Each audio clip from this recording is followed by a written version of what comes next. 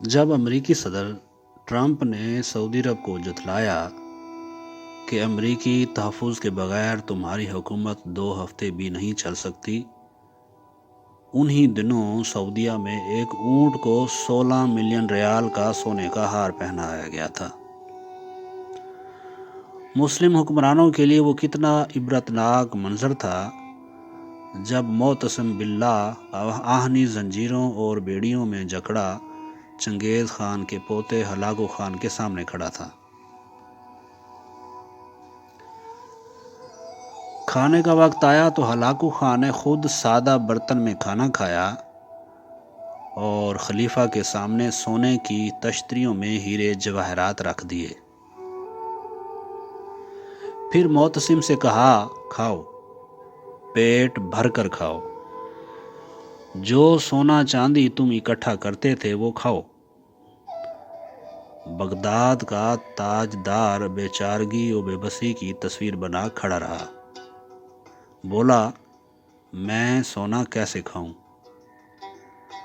Hulagu نے فوراً کہا، پھر تم نے یہ سونا اور چاندی کیوں جمع کیا؟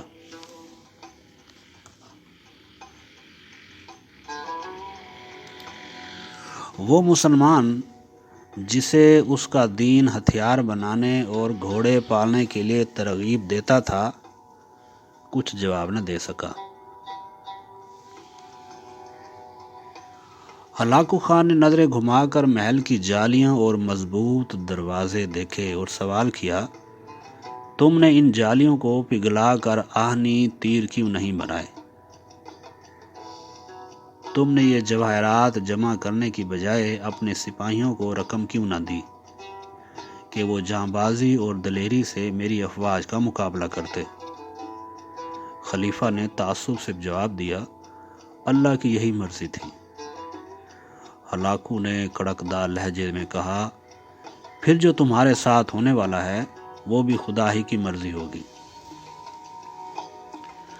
ہلاکو خان نے معتصم باللہ کو مخصوص لباس میں لپیٹ کر گھوڑوں کی ٹاپوں تلے روند ڈالا اور چشم فلک نے دیکھا کہ اس نے بغداد کو قبرستان بنا ڈالا۔ ہلاکو نے کہا، آج میں نے بغداد کو صفحہ ہستی سے مٹا ڈالا ہے اور اب دنیا کی کوئی طاقت اسے پہلے والا بغداد نہیں بنا سکتی، اور ایسا ہی ہوا۔ تاریخ تو فتوحات گنتی ہے، محل، لباس، ہیرے، جواہرات اور انواع و اقسام کے لذیذ کھانے نہیں۔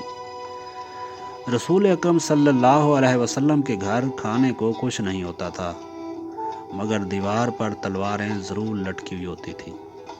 ذرا تصور کریں، جب یورپ کے چپے چپے پر تجربہ گاہیں اور تحقیقاتی مراکز قائم ہو رہے تھے، تب یہاں ایک شہنشاہ دولت کا سہارا لے کر اپنی محبوبہ کی یاد میں تاج محل تعمیر کروا رہا تھا، اور اسی دوران برطانیہ کا بادشاہ اپنی ملکہ کے دوران ڈیلیوری فوت ہو جانے پر ریسرچ کے لیے کنگ ایڈورڈ میڈیکل اسکول کی بنیاد رکھ رہا تھا۔